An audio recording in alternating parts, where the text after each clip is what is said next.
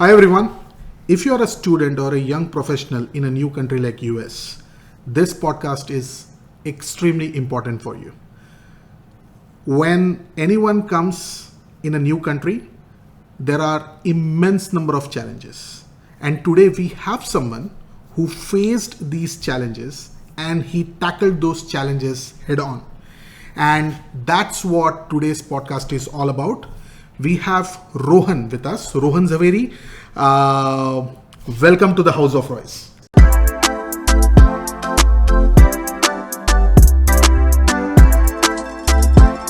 Thank you so much, Subir. So, Rohan, can you introduce yourself for our audience? For sure. Hello, everyone.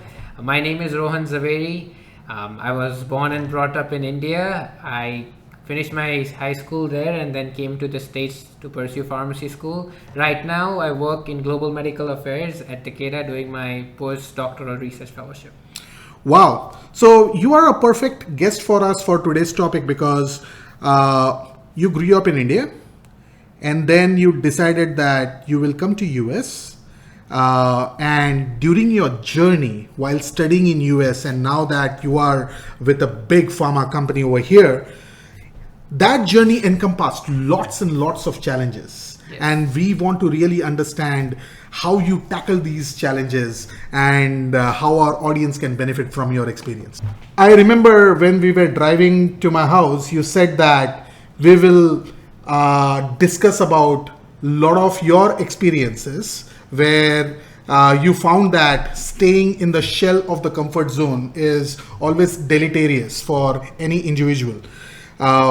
You were in India, you are now in US, and this has been your experience. So tell me, what do you mean by comfort zone when you told me all about that while we were driving? Yes. So, well, let me take you to the time when I was in India, right? So, as I mentioned, I was born in Bombay, brought up in Gujarat, and I'm the only child. So, all through my upbringing, I was always, being an only child, well taken care of by my parents, by my grandparents. I had everything provided for me to the point that I still remember when I was even going out to give my board exams, and one of the exams were in another city, Ahmedabad. My grandfather would drive me all the way there to the exam center. He would wait outside till I finished the exam and then bring me back home. I could have very well taken a bus or another mode of transportation, and my parents would get into fights with my grandparents that you are, over taking care of him, let him be independent in a way. But it was just their love, and they wanted to make sure I go home, come back safely. So yes, it was a very comfortable space for me. And at that time, now hindsight, I can say it was a very comfortable space for me because things changed after my 12th standard. Because that was the turning point in my life where I decided that to pursue my future education, that okay, I'm coming to the States. Now the decision of coming to the States in itself didn't have the implications as to what it would entail. I was like, okay, I'll just go to the States, we'll see how things are. I didn't think a lot about it at that point. Although I wasn't very excited because I always felt that I want to stay here and continue. It was something that just came to me. It never wasn't decided that Rohan would go to the States. It just happened how things got the turn of events after my 12th. That this was one of the avenues, and my parents and grandparents were like, okay, let's explore this. And my grandparents said this, and I remember my grandfather, he's like, I don't think you'll survive in the US alone for more than 3 months. And he was laughing about it, and I get it because he knew how I was there, right? I had my friends, I had my family there, and I was never sort of independent in a way.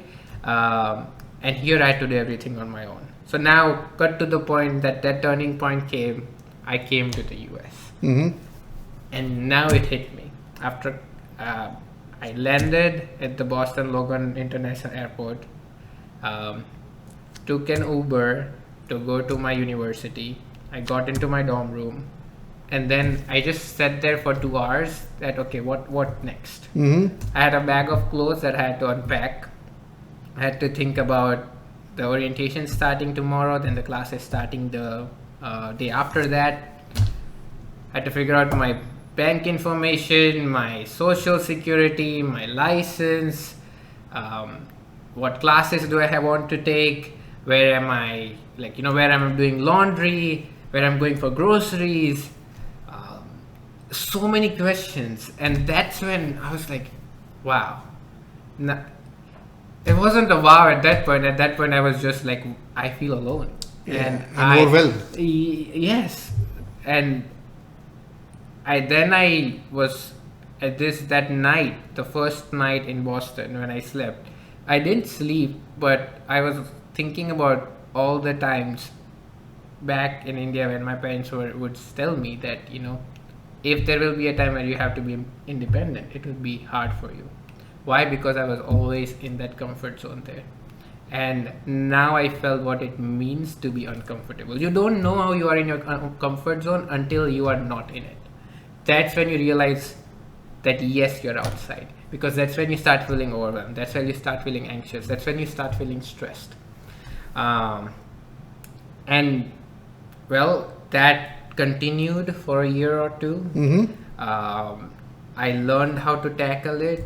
Somehow I made it more than 3 months, which is an achievement for myself, and my grandfather is impressed. But now looking back at it, it completely changed me. I went from someone who was shy to the point that I wouldn't raise my hand in class to give an answer, just because I felt that, oh my god, what are people going to say? I just didn't have that confidence to say it, to now being very comfortable speaking in front of even 1,000 people if the room is filled with them. And that confidence, that shift came because I took this leap. I came here, I adjusted myself to it, went through that process, and that process made me courageous and made me strong, and it just helped me break out of the shell that I was in. So that's what I meant, that you don't grow until you come out of your comfort zone. Wow. No, that's, I think I imagined that when anyone shifts from a country like India, where a student like you or me would be in the comfort zone of their family, to a country like US, where you don't have the support system what you have been getting back in your country. I imagined that these can be the challenges, but I only imagined. Yes. You went through them, right? So, for example, when I came here, I was lucky. I came through my organization, so I had all the information I need, all the support I needed. There was a big organizational power that was helping me out. But for you, it would have been extremely challenging, and I'm sure that a lot of people who are listening to our podcast, who are planning to come to US or who have come to US, would be or would have been facing similar challenges. But when you came here, you talked about so many challenges. Which was the most daunting one?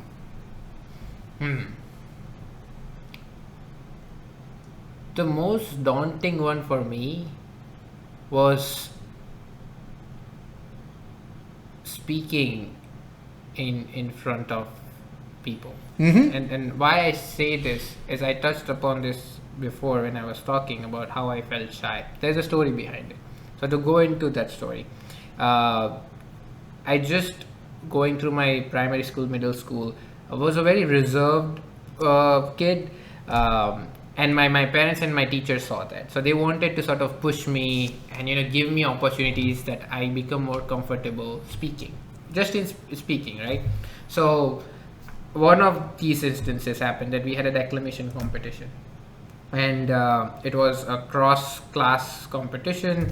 My teachers were like, Rohan, you do this, it would be a great opportunity for you. And I was super scared. I didn't want to do it. But my parents and my teachers, they both were like, no, try this. So I was like, okay, I'll give it a shot. I remember I was in my 8th grade, and a month before, you had to declamation is basically you prepare a speech and you give a speech in front of the whole school. So it was basically everyone starting from sixth grade to 12th grade. They would one person from each, two people from each class get selected. They give a speech, and then the best speeches get a prize. So well, they put my name in the hat. Although I was dreading it, I was like, okay, now I have to do it. I didn't have a choice. So I prepared for it. I practiced it in front of my parents a bunch of times, in front of my teachers. Super confident whenever I was speaking in front of them. And then the day of the competition came. And I remember this very vividly. I was the last one to go because my surname starts with a Z. And everyone went before me.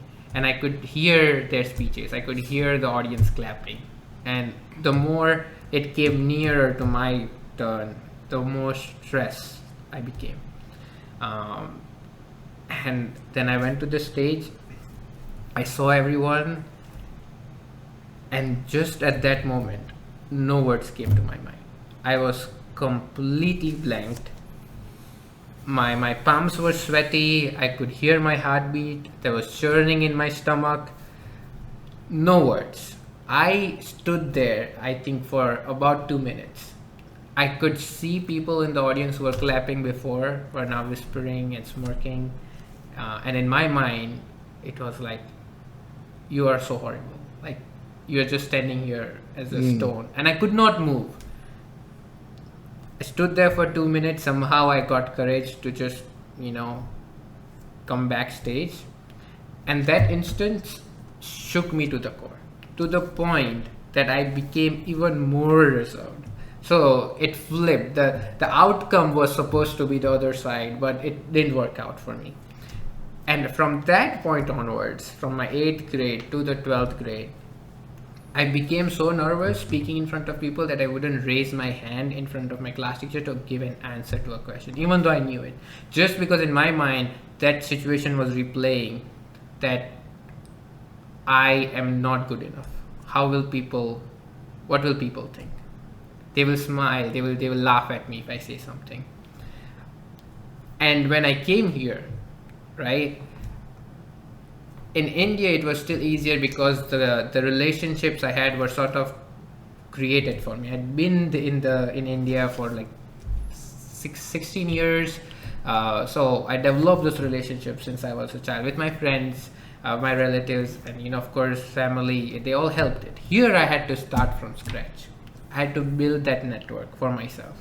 I had to speak with people. I had to talk to people. I had to, be in a class and share. And it was so difficult. Like I remember my pharmacy class, the first day we had 250 students. And that was like 3 times the size of the class that I had back in India. And it was crazy for me to just sit there in front of all these people. So forget about the learning aspect. So just dealing with that overwhelming amount of people around me, and how do I make myself stand out? Because now I come to a position, and the more pressure it adds, because I came all the way from India. My parents trusted me for this. They have put their whole investment in me so that I can come this far and be successful. And if I can still not push myself out, I felt that I'm not only making my life not worth it, but even their energy and their life and their money. And I think just that aspect was playing in my mind. But as I stayed here, I struggled, I dealt with it. The public speaking aspect, I grew out of it, and there was a whole process that I went through to grow out of it, and meditation played a big role in that. But at the end of the pharmacy school, I'm coming to the end of the story here, I gave a speech, my commencement speech, in front of 1,000 people. And at that moment, my dad and mom came to visit me, and I was looking at them. They were sitting in the audience. And I could see my mom just, having tears of joy in her eyes, and this the sense of pride in my father's face, and that's when I realized that yes, I've made their decision worth it, and that's what mattered for me. And if I had to go through all that to make that happen, I think I made it worth it. So long story short, I think the biggest challenge for me was dealing with that barrier that I had created around me as to when I speak, what are people thinking of me? How am I being perceived? I am not good enough. Why would people hear me if I have something to share? How silly it may be, or how silly it may sound. And then dropping that curtain that I had created around me, being comfortable to share. Wow. Yeah. So I didn't ever imagine that you were an introvert, because we both work in the same organization, and Yes. he is one of the best speakers I have witnessed in last couple of years in Boston. So whenever there are these small in-office conferences or meetings, and whenever I hear him speaking, it's quite inspiring to see someone speaking so fluently, so eloquently, and with such great command over the topic he talks about when he's speaking. So that's quite ironical, considering that he starts by saying that Yes. he had speaking as a challenge. Yes. Wow, that's quite interesting. And while you were telling your story, I was reflecting back into my own life, and I won't say I had a similar story, but I would say there were a few instances which can look similar. So, for example, you might find me as an extrovert, but I'm not. I am a complete introvert. My favorite pastime is playing chess. You know that, right? Yes. Or reading a novel or writing something. That's my favorite pastime. My idea of vacation is actually staying in the room with a cup of coffee and reading novel. That's my idea of vacation. I do not like going out or socializing with people. I like doing that, but Yes. not You given would a choice. prefer I would- staying indoors. Absolutely. So that was always me since I was a kid. And a gift to this particular nature is the lack of confidence. So when I would go onto the stage when I was a kid, I would face a similar kind of situation. I would stutter. And the moment I see a huge crowd, there would be a sinking feeling in my chest, all right? And nothing would come out. If something would come out, it will be like in the form of a stutter. Yes. And I would just go back to my shell. And my shell was what? Go back to your books and read the books. That's the simple thing. The reason why I'm saying is that you also told a similar kind of experience when you were a kid, that when you faced such kind of challenge, it won't make you better. In fact, it would put you deeper into your shell when you were a kid, because you had that shell available. Yes. And that was my experience as well. But the moment I came into a situation where I didn't have a choice, when I knew that either I come out of this shell and be a good orator, or there is no going back. I mean, there is no or. That's when I started performing or improving. And I see a similar kind of scenario here as well, where you decided for you that there is no going back.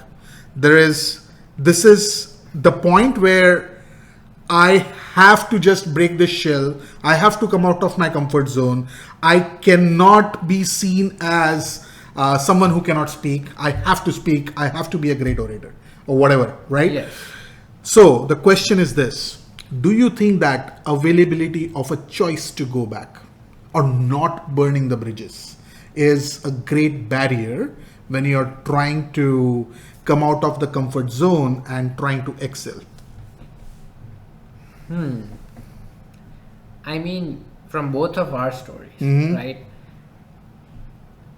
The fact that you have that place available for you makes you less risky, right?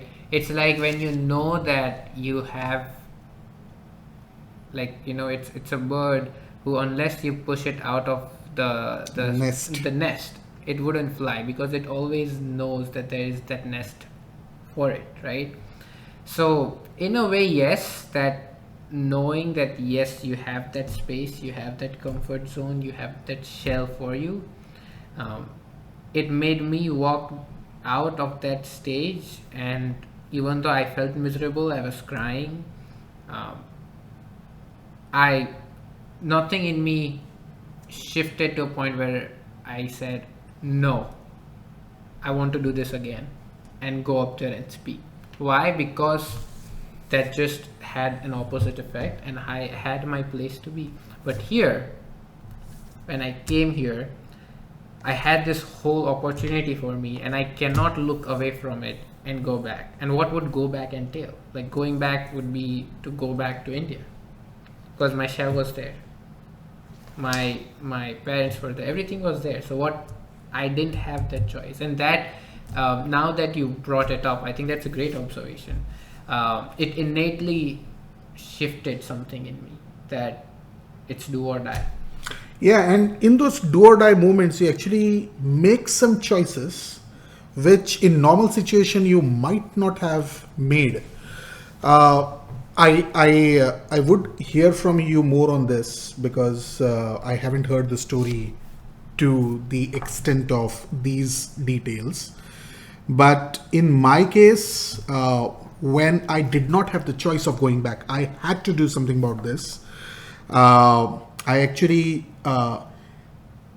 this is a crime what I did, all right, and I confess that. I went to a call center, applied for a job over there, gave wrong details of my qualification, because the first time I gave my details that I'm a medical doctor, they dinged me. They said that you are overqualified for this particular job.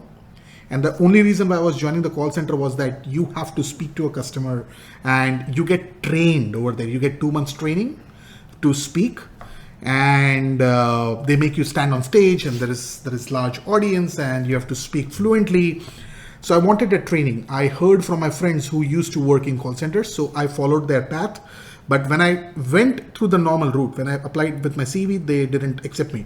So I made a false CV where I said that I bluffed. I said I am in my final year BCom, and my results are not yet out. Once they are out, I would be able to give my certificates and all this nonsense. So I did not give them any certificates, but yes. I got a job. All right, that was my first job. Though I was a doctor, I was not practicing because I wanted to make sure that I'm able to speak. And it was an Australian call center. And I used to get pick up at night. A car would come pick me up. The shift was at night, I think 9 p.m. and would go till 3 a.m. or 4 a.m. in the morning.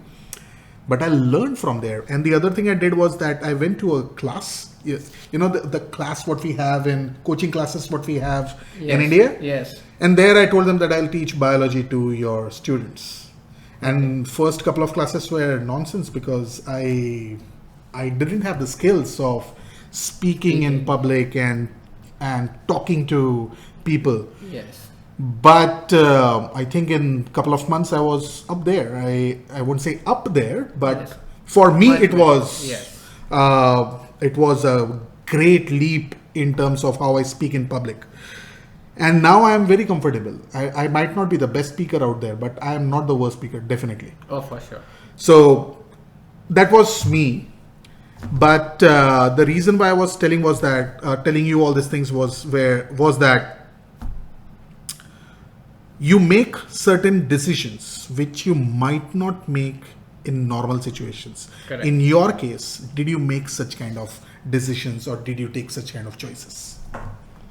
After coming here? Yes. Well, it has been, now when I look back at it, I feel it's one, that there are two Rohan. One Rohan that was back in India and one Rohan that is here. Mm-hmm. And I know you shared briefly here that how you have changed from who you were. And when my friends back in India, now they see me, they talk to me, they tell me how much I have changed. For them, I'm a completely different person. So I just see that the shift in personality that happens in you, right? And why I'm saying this is the Rohan back in India would have been super safe. But here, I took risks. And that risk came in many, many different ways. Where it's, as I joined the pharmacy school, I remember in my second year, I realized that, well, I cannot just sit here and live by just studying and just doing things, right? I wanted to do something more. What more can I do? And I started looking up for opportunities outside first. And that's when I realized, well, because of the visa restrictions, you cannot work outside of the school. So, well, then I feel Rohan back in India would have been like, yeah, this is it. I would, just study, have a comfortable life. What have I to worry about? But I was like, no, this is an opportunity for me where this is another barrier. How can I come out of it?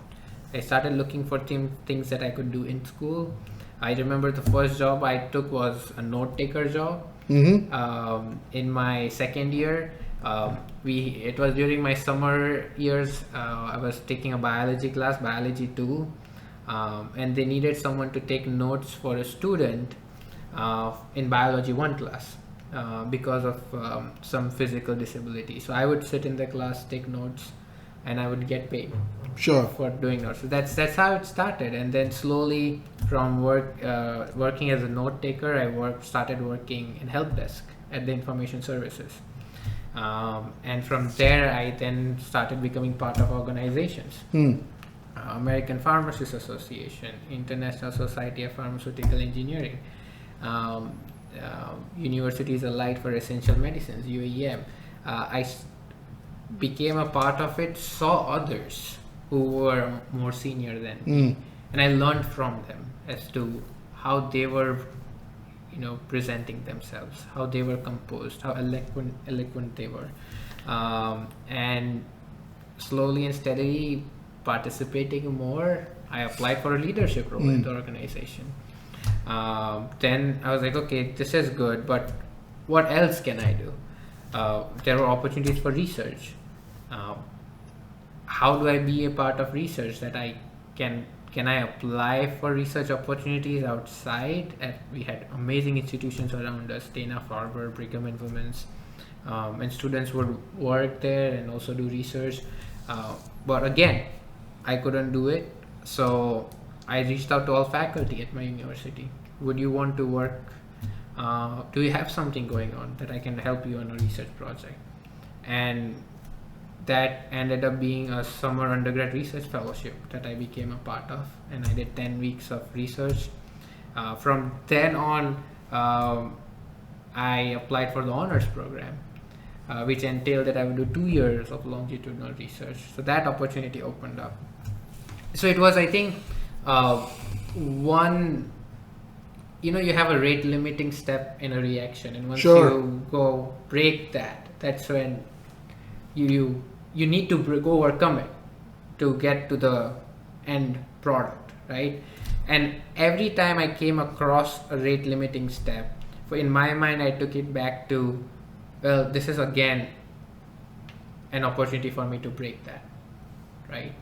I have proved that I can stay in the US for 3 months, was the expectations that I had, so I overcome that. So now it was one thing after the other. What else can I do? What barriers can I break?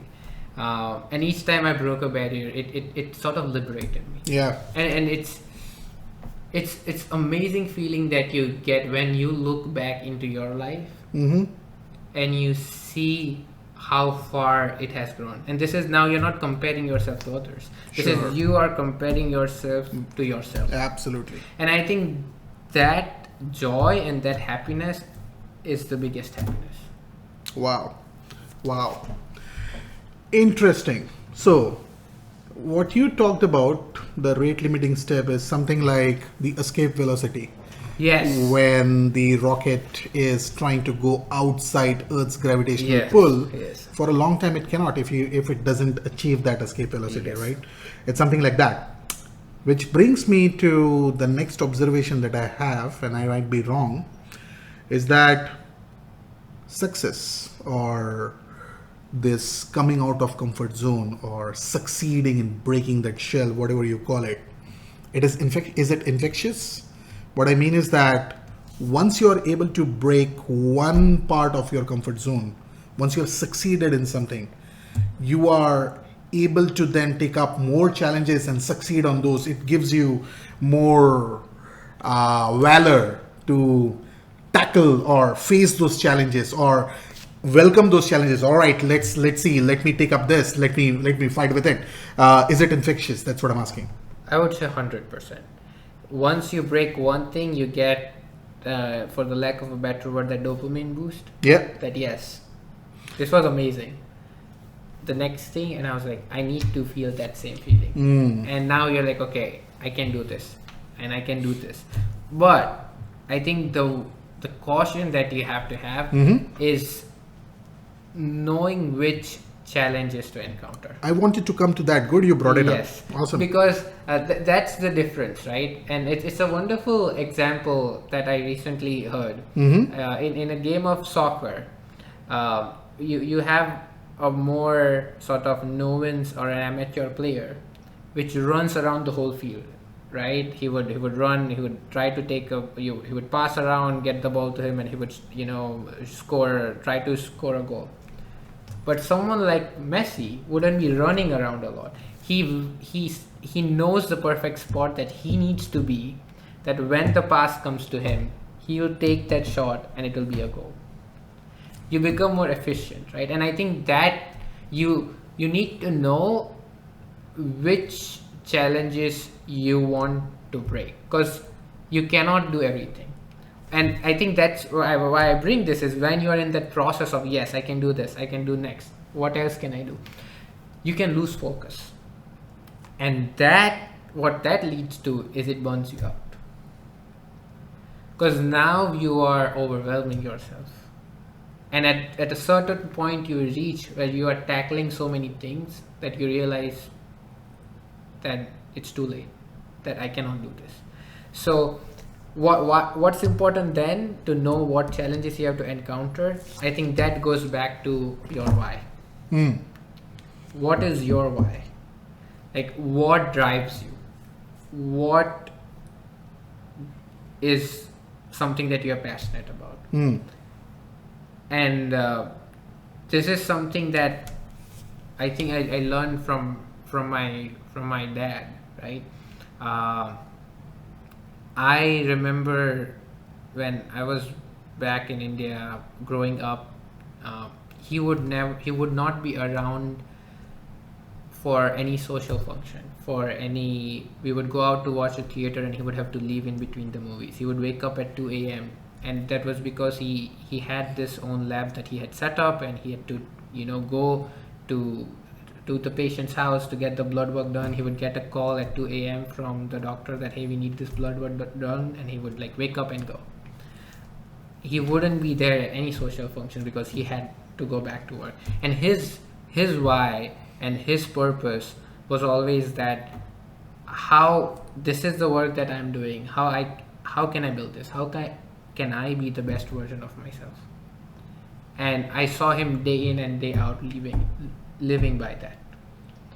And that, I think, motivated me, that this is the level of hard work, the level of sincerity to provide for the whole family that he was doing. I think that was something that I remembered when I was here, that my dad did all of that so that I can be here, right? Yeah. So now when I am thinking of the next steps or the next things that I want to do, what values do I want to run by? What challenges do I want to take? What was my why? Well, my why was how I loved, and this is like, we have to go through a lot of like thinking and exercise to get to that point. Like, what excites you, what drives you? And I think what drove me was finding gaps, and to find a way to sort of improve things. So, and to put it in better words, I love to find silver lining in challenging situations. Like, what was the silver lining in this? If there is a gap, how can you solve it? Or even though, or there is a challenge, how can you overcome that challenge? What is the silver lining there? And you see it play out when in the examples, all the examples that I mentioned. There was one challenge that I encountered. Well, if this is it, how can I overcome it? Another challenge, how can I overcome it? Right? What is the silver lining there? That yes, there are restrictions that I have in terms of my visa, but do I just sit by it and take it at face value, or do I find ways to overcome them? So I think it definitely does more, like that the dopamine rush that you get by breaking those challenges is super, it drives you. But I just would say there's a word of caution there to know which challenges you want to encounter. Sure, no. I like that example of dopamine drive, that when you succeed in something, you feel more confident, you take more challenges, and then you want to succeed in that. And each experience makes you more powerful because you know how to tackle that particular situation and you didn't know earlier. So, and each learning builds on for the next level of challenge that you tackle, and that gives you the drive. I've seen a lot of professionals around me who become more successful because of their previous successes, and not because of the fame from the previous success. It's because they learned a lot going through that particular journey. And though that dopamine drive is at least still positive as compared to the dopamine drive, it's similar to the dopamine drive when you look at the Facebook reels. Yeah. Right? One reel, all right, gives me a little drive, little dopamine, next reel. But then that's not a challenge. It's just artificial dopamine over there, right? But you raised a word of caution that not all challenges are equal. Yes. And you have to have your why clearly defined before you take up any challenge, which I was actually thinking on those lines when you were explaining about how you took up one challenge after the other. The question what I wanted to ask was, or not a question, rather a clarification over my own concept. The way I look at this particular thing is that there is this famous model which uses, or a framework which uses 3 stages. The first stage is the stage of comfort zone. The second stage is a stage of stretch. And the third stage is a stage of stress. Okay.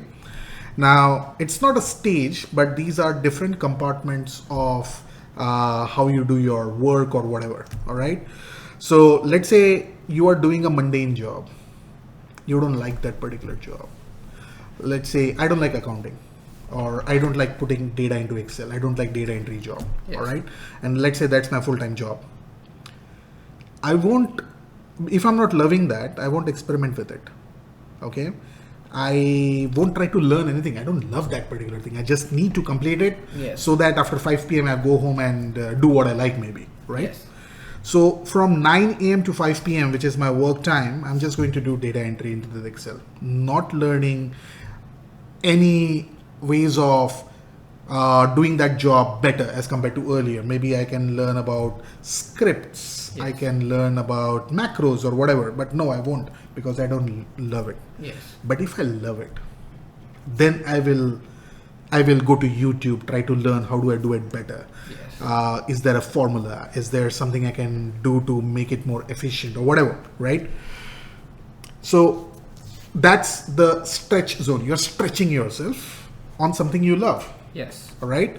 And then there is this stress zone, which I normally would find myself in if I would have taken, let's say, so I did my MBA, and one of the one of the subjects where I would struggle was financial accounting.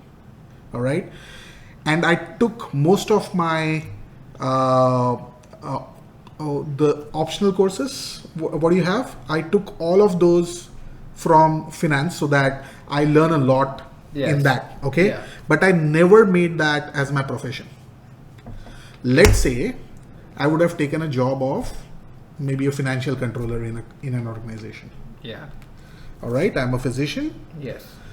I love the medical part. I love the marketing part. I do not understand the financial part. I hate it. During my MBA times, I took most of the subjects related to finance so that I can learn. Yeah. But just to learn, because I don't like it. All right. Yes. But if I would have taken it as my job, it would have been stress. Because one, I don't like it. I won't perform. Yes. And that lack of performance is going to push me into deeper depression, Correct. right? And two things might happen. One, I am someone like you who is going to take this up as a challenge. All right, let's break this challenge or whatever. Yes. But it is going to take a lot of time for me because I'm going to hate it. I'm just taking it as a challenge. It's not my love. I don't love that particular subject. Yes. So my framework always has been that whether I love doing that thing or not. If I love doing that thing, I will start picking up challenges around that particular thing.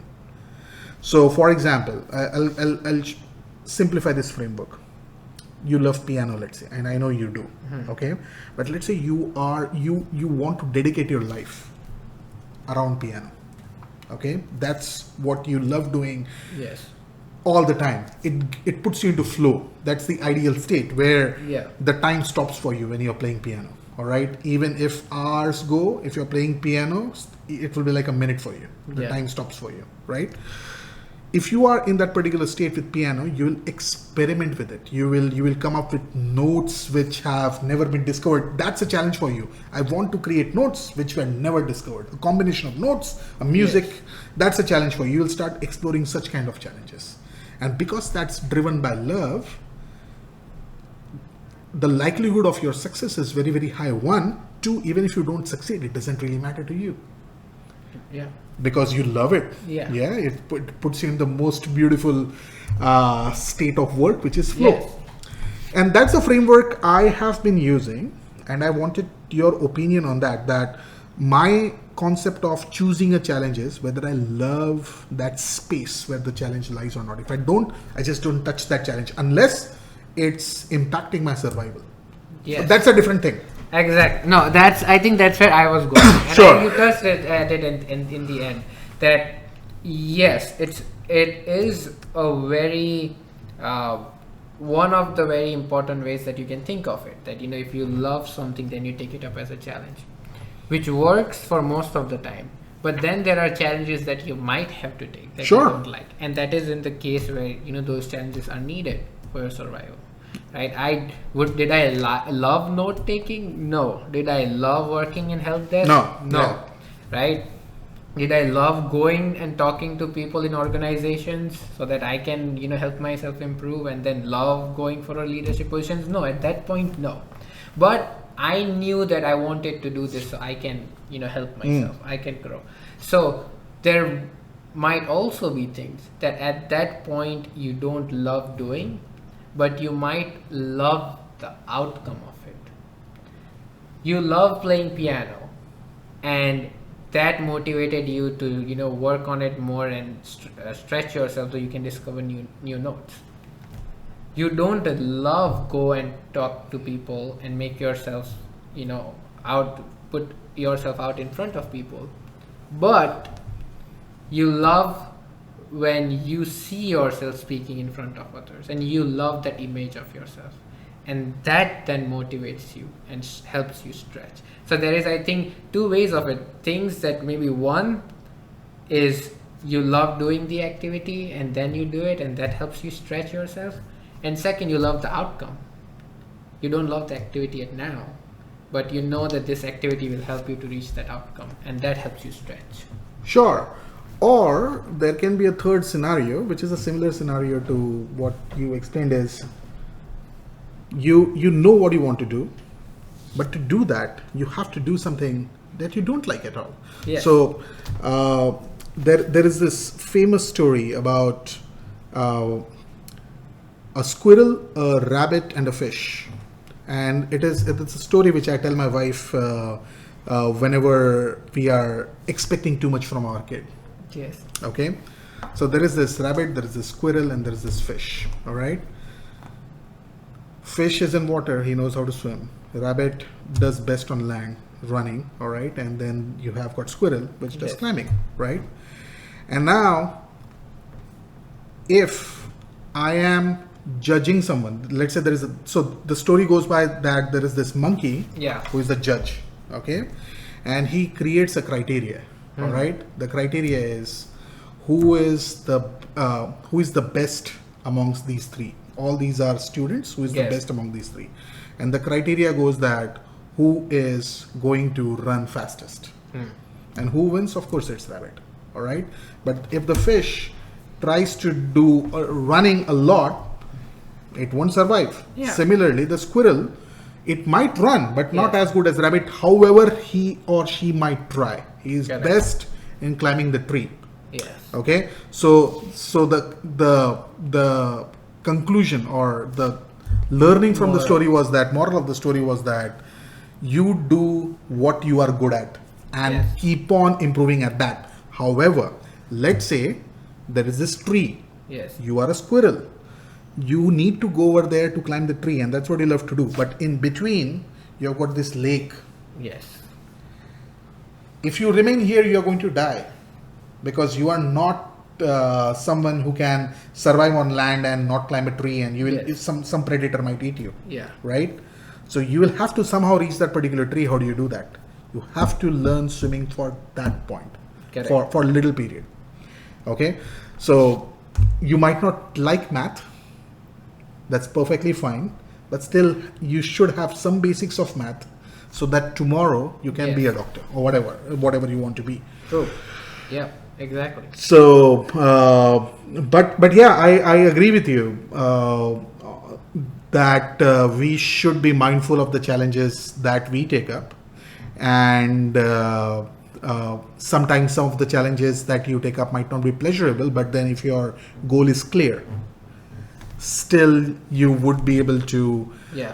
tackle that particular challenge consciously without much hesitation. Yeah. And you mentioned the story, and that story just of outside of the context reminded me of something. I think which is a common saying in India. Maybe you have heard this, that if you had asked Sachin Tendulkar to sing Like Lata Mangeshkar. Lata Mangeshkar, or if you had asked Lata Mangeshkar to play cricket, right? They Right. wouldn't have been where they are, Absolutely. right? So it's the same thing. Same It's thing, yeah. knowing your strengths and doing what you are good at. Yeah. Absolutely. No, I think, and by the time we are adults, we generally have some idea Yeah. what our strengths are. As a kid, it's very difficult to know what strengths are. I was always confused what I really want to be, what my strengths are. But if you're an adult, stick with your strengths. Of course, don't ignore your weaknesses, Yes. but make sure that they are not impacting your survival. Yes. But if that's taken care of, then focus on your strengths. Yep. Okay, great. So you have a lot of friends as well who came to US, maybe from India or maybe from Yes. some other country. Tell me about some of the challenges they face and they get stuck by it, in the sense that they don't do what is needed to overcome those challenges, and which is pulling them back. Yes. So, it's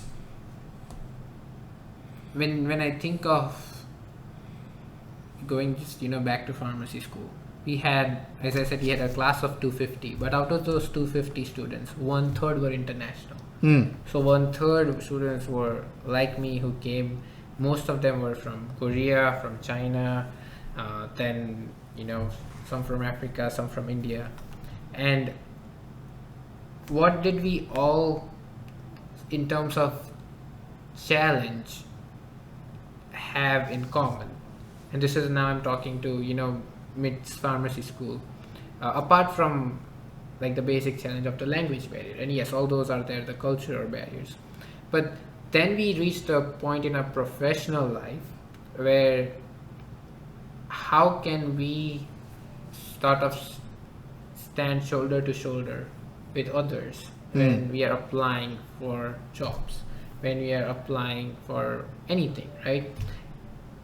And the challenge became there was many of those students took the restrictions placed on them because of their visa as the end all be all. That I cannot get the experience because my visa doesn't allow me to, and I just cannot do it. I mean, they were ready to, even if that challenge and not being able to get the experience because they didn't have the visa to do it, or their visa didn't allow it, if it meant that they had to go back to their country after pharmacy school, they're like, yeah, I mean, if that's the last choice, I'll do it. So, and that really sort of like made me agitated at that time. That why, right? Why are you not thinking of other things that you can do? And there were others, like, I'm just, as you asked me about, like, specifically other my friends or my peers who were along with me, who just didn't, they saw something as a barrier and then they just took it as face value. So one of this particular instance really, like, sometimes riles me up to the core, that you knew this before coming here, right? You knew this was a barrier. And one thing is, you take it as face value, you cry over it, and you just sit there and you do nothing about it. And this is just one example. You could have other examples here as well. And the other thing is, you try to do something about it.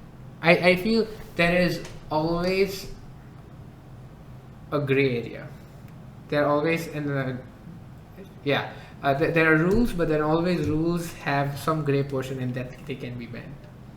And as I said, Rohan back in India would have been very safe. But here, I tried to find that gray space. That yes, these are the rules, but how can I still play within the rules and get what I want? And I felt very agitated when I would not see other people or other peers do that. No, I agree with you. And I think the rules are meant to put a meaning to the chaos. Yes. Right? And those meanings are based on some principles. So long as you are valuing those principles, you can sometimes discover paths which are not defined by the rules. So for example, within our organization, sometimes we take up challenges for which there are no set SOPs. There is nothing. All right? There is a challenge and you have got a huge bunch of people sitting there to just say no. Yes. Because the rules don't allow you to do that. The question you ask is, which I ask, are two. Is my objective illegal or immoral? If it's not, yes, then tell me how I achieve it. Don't tell me that you cannot. Yes. You tell me that the current rules don't allow you to do that. I agree. How can I do that? You tell me, because my objective is neither immoral nor illegal. So once you go with that particular mindset for any problem, my personal experience has been is that it's like walking through the fog. Yes. You cannot see the end. You just believe that you are going to discover the path. Yes. But don't stop. Just go. As you keep moving forward, you keep seeing the path in front of you because the fog keeps on clearing. Exactly. And I have, like, when you were sharing that, a wonderful, like, instance from my life came in front of my mind. And this happened after, or like at the end of pharmacy school. So I finished 6 years of pharmacy school, and I realized one of the things that I want to do is to work in industry. Now, after school, the best way, or like to go into the industry, is through fellowship. You pursue a postgraduate research fellowship. So I began looking into that option. I can tell you, I would have talked to, through LinkedIn or through personal connection, more than 100 people. And this is during my 5th year and 6th year of pharmacy school. And asked them about how can I figure out a path for me in a fellowship. And out of those 100 conversations, 98 times I heard that as an international, you cannot do a fellowship. In my university, and I can say across the US, at least from my university, there has never been a student who is international who has got a fellowship. So everyone that I looked up to in terms of my seniors, they all told me, who were international or otherwise, if even they were from here, they said there is no way. Even to the point where if you look at the brochures for company that have open fellowship positions, in the red line it's written that we do not sponsor international candidates. Wow. And when I said, about before, I know so many amazing students, even better than me, who saw that line and they were like, this is the route. Exactly. And I was like, but no, like how can this be, right? I have had the same education as someone from here.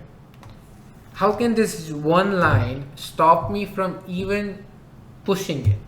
And one thing my mom would always say is, she would say it in Gujarati, is bole na borve chai, which basically translates as, if you don't ask, if you don't say, you wouldn't get something. Sure. Right? So we cannot just even take that leap of faith.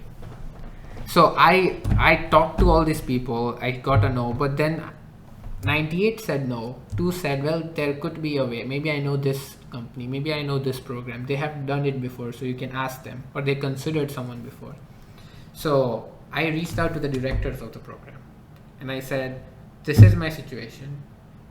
Can you do it? And I figured out at the end of this process, long story short, I applied to 16 programs. I was going through final round interviews with 5 of them. At the end of it, I got 3 offers. And all of those offers were from 2-year fellowship programs. And this adds another layer to it. Not only were they fellowship programs, they were 2-year programs. Wow. And all people who told me that even if I get a fellowship, it will be only for 1 year, because I only had visa to work for 1 year. So they said only apply for 1 year. But I was like, what if I want to do 2 years?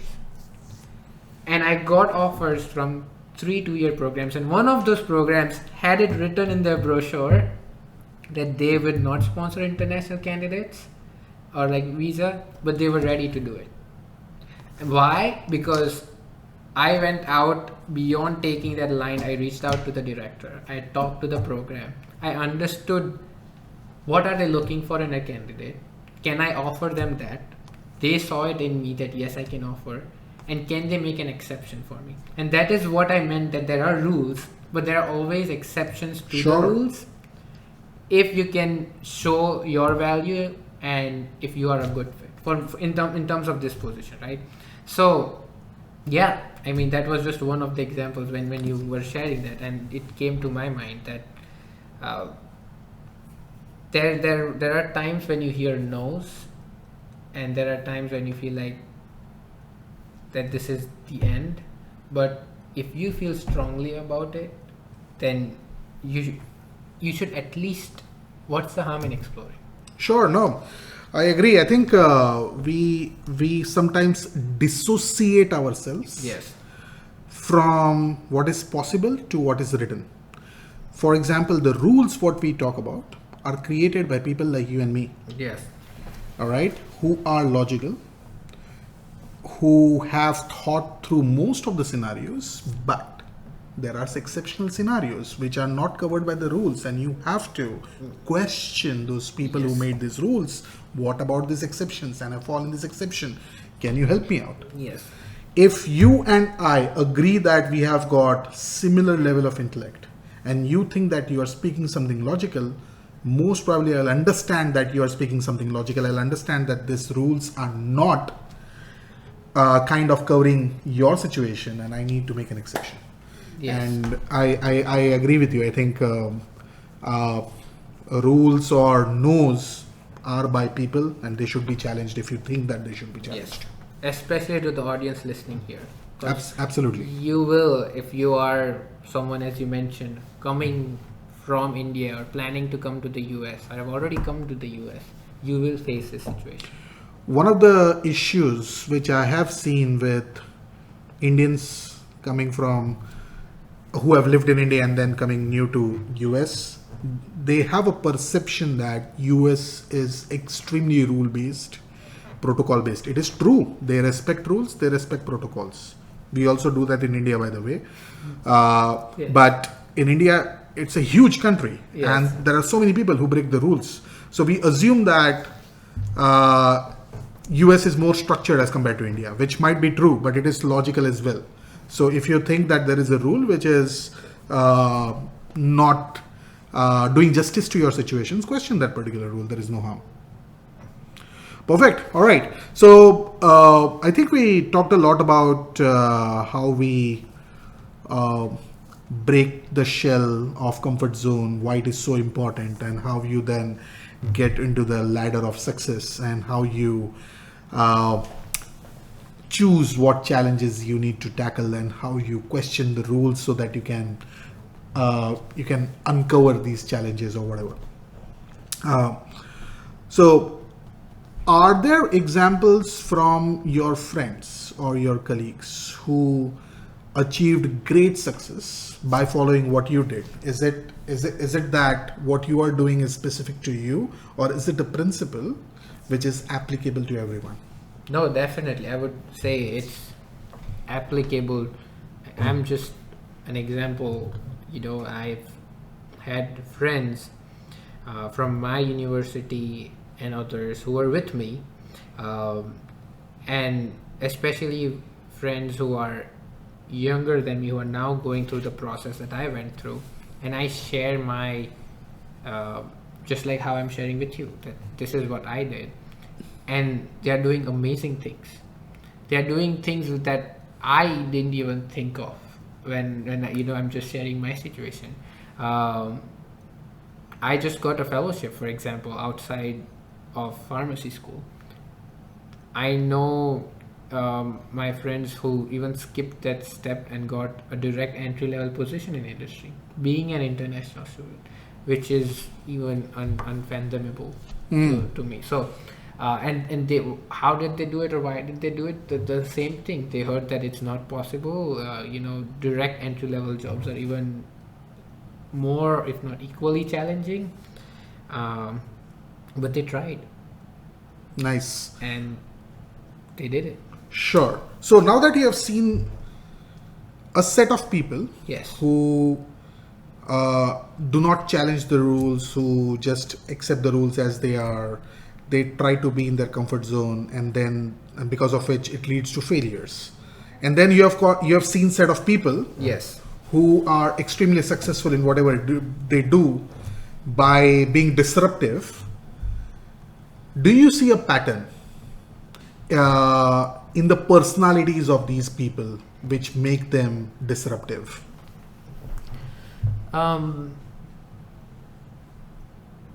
To be completely honest, the first thing that comes to my mind is the background. Okay, great.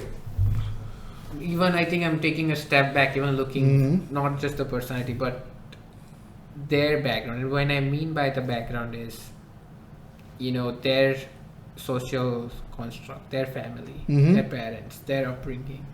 I see that when someone has, and this goes back to our earlier conversation, has other choices, then they might be less willing. So like for example, when you see these two groups of people, the first group of people that doesn't want to take risk, doesn't want to challenge, is because for them they were comfortable.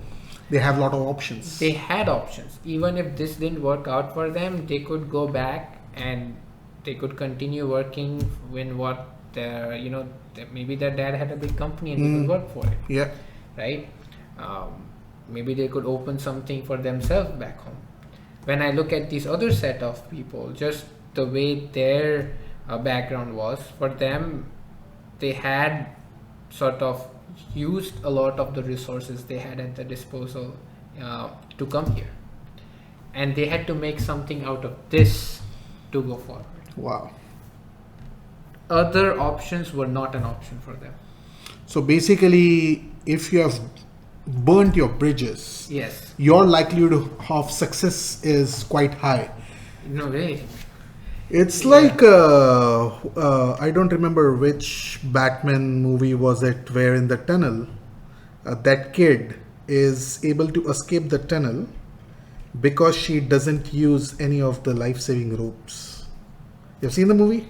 I think, was it a cartoon or a movie? No. The movie. Okay. I don't remember the actual names of the characters, but so Batman is imprisoned in this well. Okay, and I'm forgetting everything, but there is this villain over there, all right, and he comes from some clan or whatever, and he has his principles. His principle is that he has to destroy the entire Gotham so that the new Gotham is without any sins Yes. or without any inefficiencies, whatever. And Batman is opposing it, and in their fight, Batman gets imprisoned into this well. All right, now one can climb this. So there are ways of climbing this particular well. All right, there are these small bricks. Okay, Yes, that you can, yeah.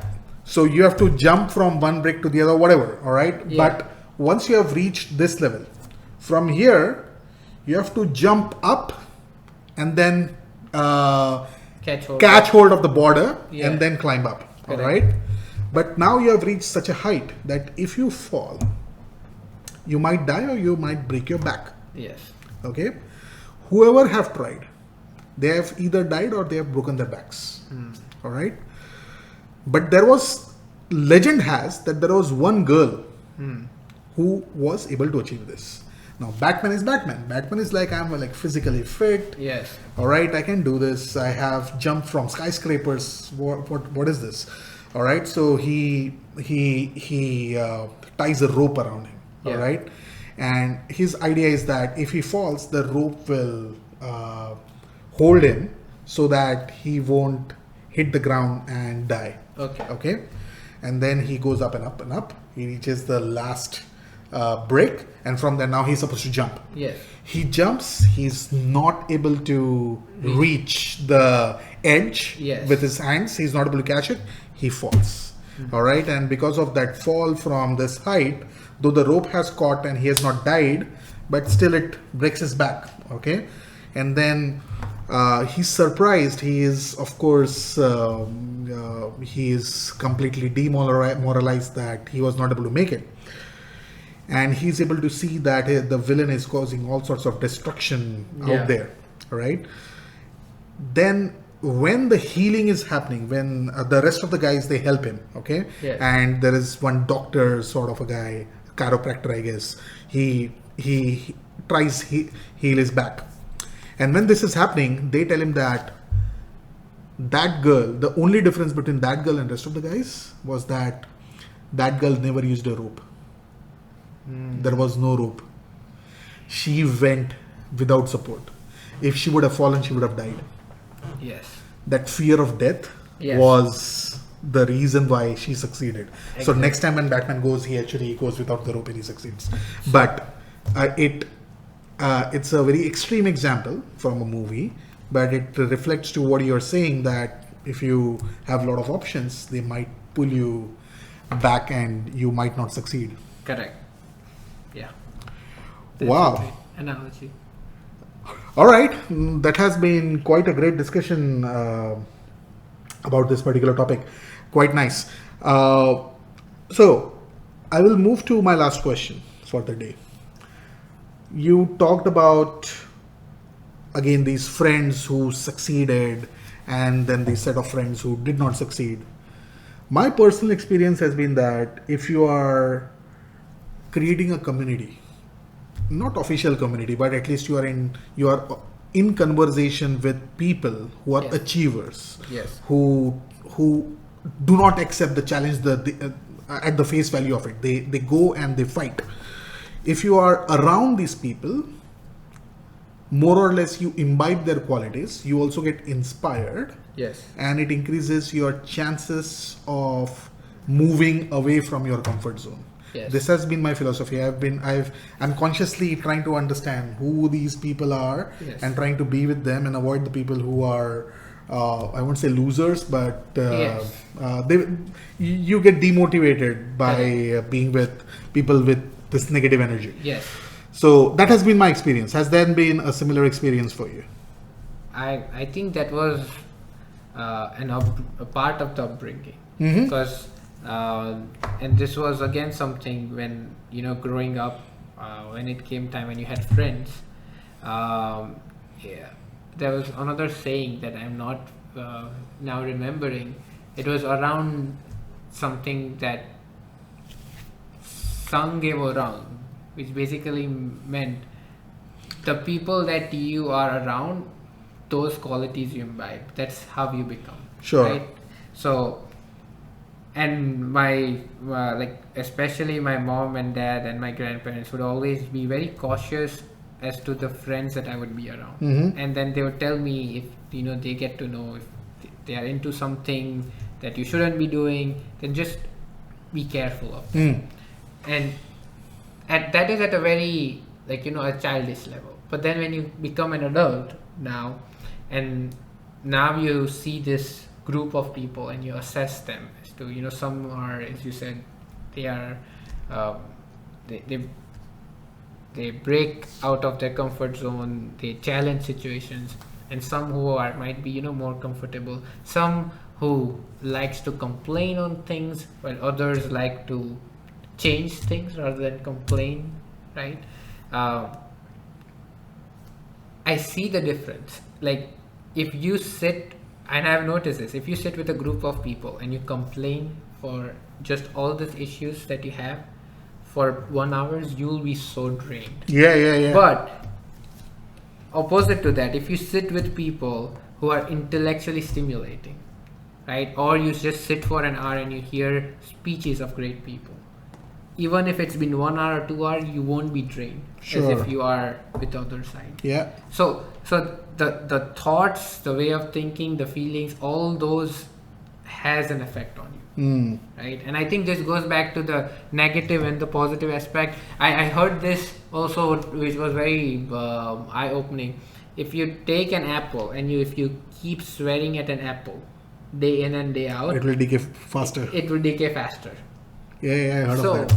yeah, it's the same thing with us, right? If the people who you're around will impact your life. No, perfect. I mean, this podcast has been full of learnings, right?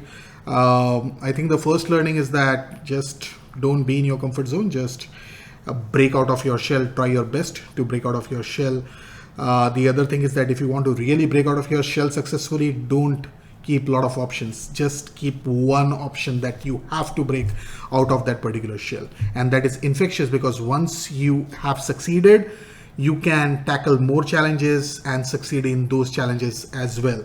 And all these successes lead to a lot of learnings, which cumulatively allow you to be more successful over and over again and again. So those were my learnings. The other thing, what I learned was keep company of people who are tackling challenges all the time, who never say no, who are always fighting to succeed. They might not succeed all the time, but they are still having that fighting spirit. And did I miss any other learning? Yeah, one more learning was that you need to pick up the right challenges. You need not You should not overwhelm yourself by picking any challenge around you. If there is a challenge which is necessary for your survival, definitely you pick up that challenge and take care of it. Or if there is a challenge that is around a space that you love, definitely you take up that particular challenge. Okay, so with this short summary, I would like to end today's podcast. But before I do that, let me get honest feedback from Rohan. How did you like today's conversation? I mean, you have been a wonderful host, first of all. I think you can only be as good as the person in front of you who reflects that. And you shared your learnings, and I feel throughout just sharing my journey, the moral that you have taken out and the way you have connected the dots opened so many things in my mind as well. And I think that made this conversation more fruitful and more intellectual. So thank you so much, Sudhir. No, thank you so much, Rohan. This has been really a pleasure for us to host you. Thank you. Thank you everyone for listening. Thank you.